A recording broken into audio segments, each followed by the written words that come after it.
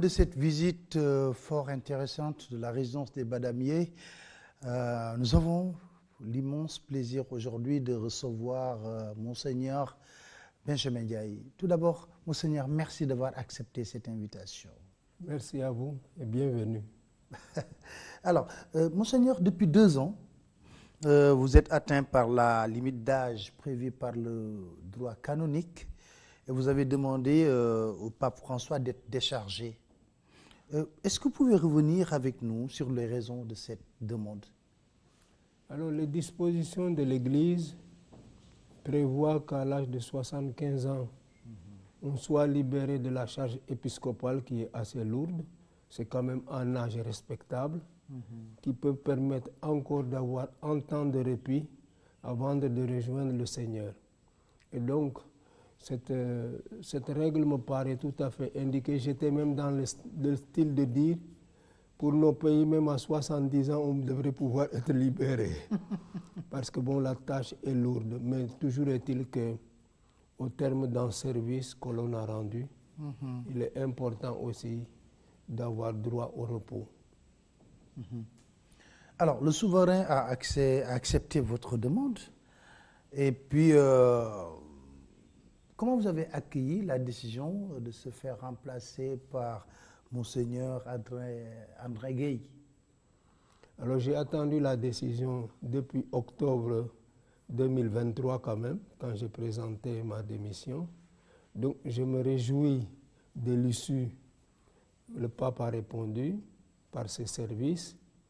Et je me réjouis aussi du choix porté sur Monseigneur André Gueye, qui a déjà une belle expérience pastorale comme évêque du diocèse de Thiès et qui pourra mettre son intelligence, sa force et sa dimension apostolique au service de ce diocèse de Dakar, qui est aussi pas très grand en termes de superficie, mais le plus important par sa population et par sa position. Alors, en souhaitant la bienvenue à Monseigneur Gueye, je voudrais l'assurer de ma communion dans la prière pour un apostolat fécond ici dans l'archidiocèse de Dakar. Et si vous devez faire son portrait, quel serait ce portrait de M. André Gueye? Monseigneur Gueye est de formation, il est philosophe. Et donc, il a en plus à son actif d'être pédagogue pour avoir enseigné pendant plusieurs années la philosophie aux candidats au sacerdoce dans le séminaire de Brin en Casamance. Et avant cela, il a été aussi pasteur, curé de paroisse. Je pense qu'il a un bon background qui plaide vraiment en faveur du choix qui a été porté sur lui pour accomplir cette tâche.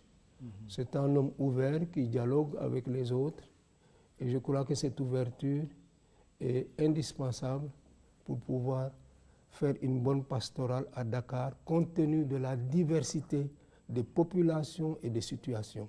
Ça demande beaucoup d'attention aux personnes et aux situations. Au moment où vous allez faire la cérémonie de passation, si vous avez un message à lui dire, quel serait ce message?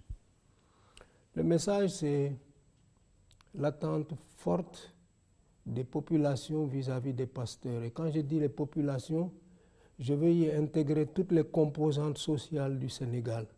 Pas seulement les chrétiens, mais les musulmans et d'autres obédiences. L'attente est donc forte, mais aussi avec une grande espérance. Ce que j'ai découvert, c'est que les fidèles, les populations aiment leurs prêtres, aiment leurs évêques et les estiment. Et en retour, on se doit de se donner le plus possible au service de ces populations dans leur diversité et leurs attentes.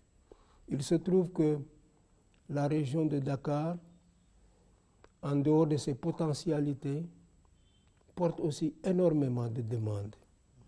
Nous avions fait, il y a quelques années, une étude sociologique avec un professeur de l'université de Dakar pour nous permettre de bien sentir quels sont les appels et les besoins apostoliques des populations dans la banlieue de Dakar. Il en ressort que l'attente est là, multiple, et demande une grande générosité pour aller vers les gens, pour être avec eux, prier avec eux, et aussi les accompagner, même dans des services sociaux, que ce soit dans l'éducation, la santé ou la promotion.